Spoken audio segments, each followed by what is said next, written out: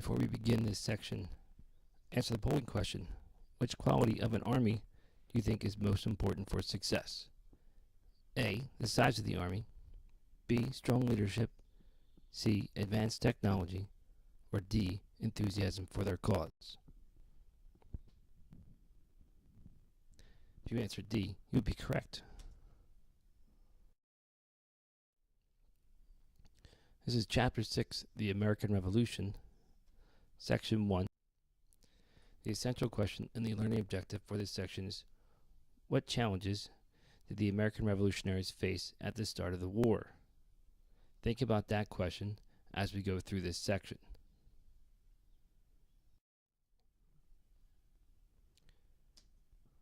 The American Revolution. After the Declaration of Independence, war was unavoidable. The relationship between the colonies and the king and England was at a point where they could not agree on anything. They could not agree on peace. They could not agree on taxation without representation. So the colonies declared independence on July 4th, 1776, and the war for freedom begins.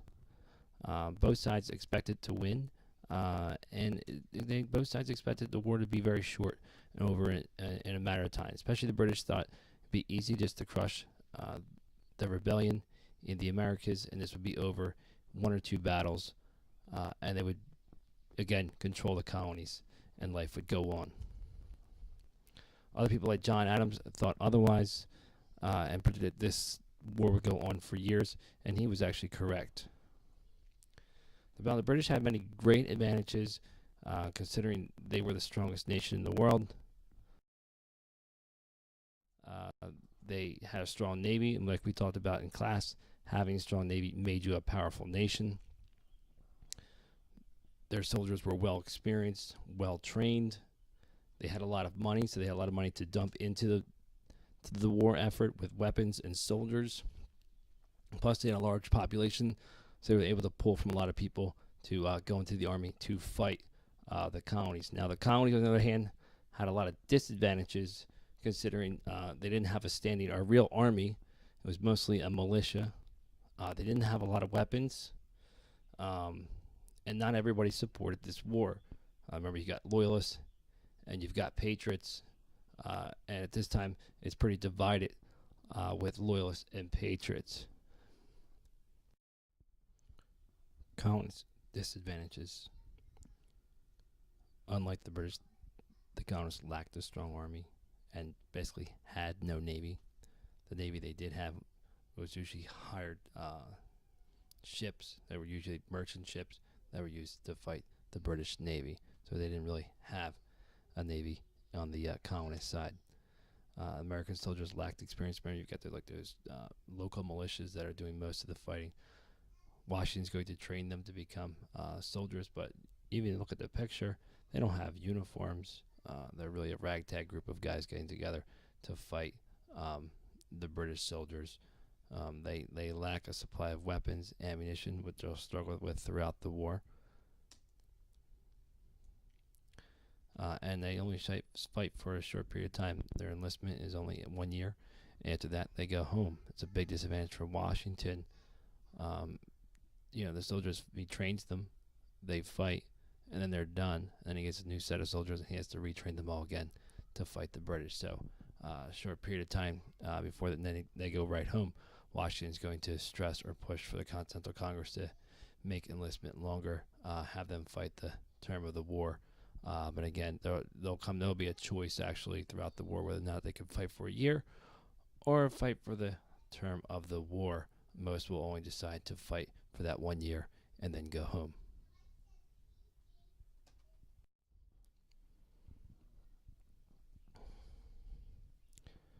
More patriot struggles. Not all supported the struggle for independence. Patriots, loyalists, divided.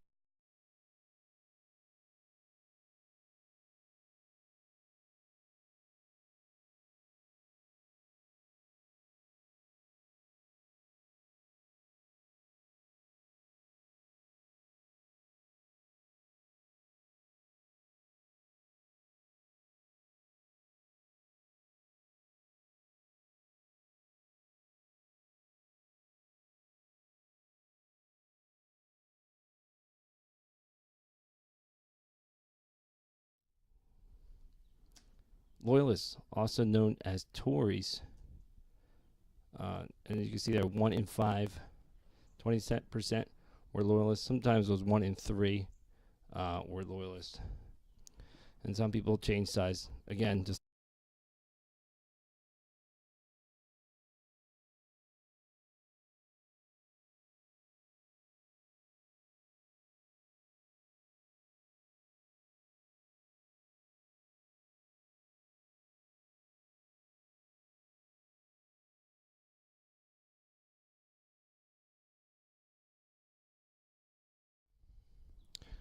why were people loyalists? Now, keep in mind, most people in the colonies at this time are British. The large majority of the population is made up of British people. So it only makes sense that some of them would want to stay on the side of the king. And now some of them would be part of the Anglican Church, which is headed by the king. So, I mean, it's part of their religion to be on the side of the king. So that would be against their religion to go against the king. Others depended on the British for their jobs, whether, they worked for the government, whether they were tax collectors. So they depended on those jobs from England. Others feared disorder, forming a new government. Didn't think that maybe the Continental Congress, the people that were in place at this point, would be able to lead the 13 colonies as well as the king did. Again, no one's ever done something like this before, so obviously there's a lot of fear in breaking away from something that was normal for so long. And then finally, others didn't see why the colonies wanted independence. They didn't think taxation without representation or taxes alone were enough of a reason to break away and to revolt. And you can see that quote down there. No other country faced a rebellion arising from such trivial causes such as taxes. And that's why a lot of people stay on the side of the loyalists.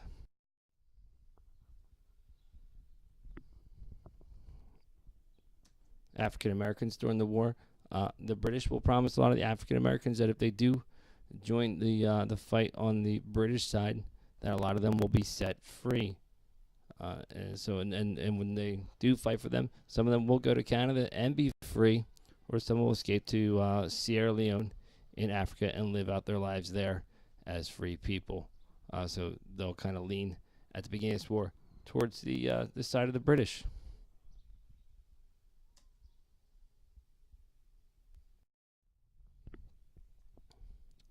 Patriot advantages.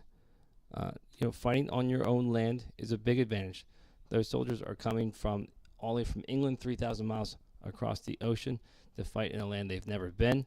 They'll have guides that'll help them, but they won't always be very helpful, or they might be killed in a battle because the Patriots know if they do kill the guides, the British will be lost.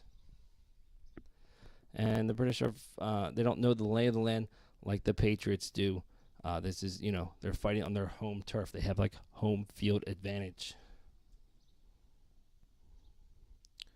And they'll hire these German mercenaries, or people they call Hessians, to fight for them. In addition to the British soldiers, the Hessians won't have as much invested in this win, since they're just hired soldiers and they're getting paid to fight. Where the Patriots, this is their land and they're fighting for their freedom, so they're going to want it more. And then you've got the leadership of George Washington, his determination. He's able to outsmart the British at a lot of points during this war, and it's his determination and his will to win that'll lead. Discussion question. One of the Patriots' greatest advantages was which of the following? A larger population. B, mercenaries fighting on their side. C, a stronger navy. Or D, George Washington as their military leader. Take a second to think about that.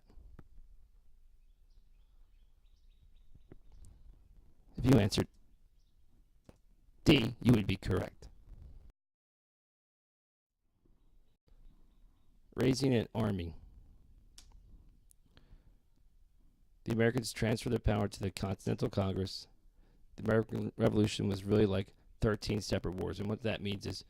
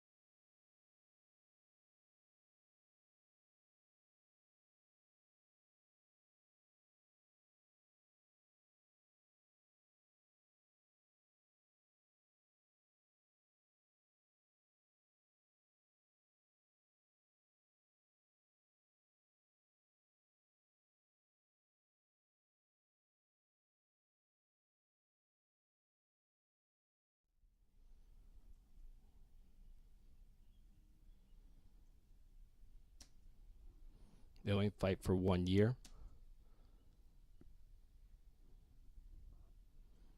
The Washington's going to fight, the Continental Congress to pass that they can fight longer than that. Most of them will only opt to fight for that year, and then they'll leave. Officers are hard to find, and you'll find throughout this war they're going to start recruiting officers from Germany, from France to come over here and fight alongside the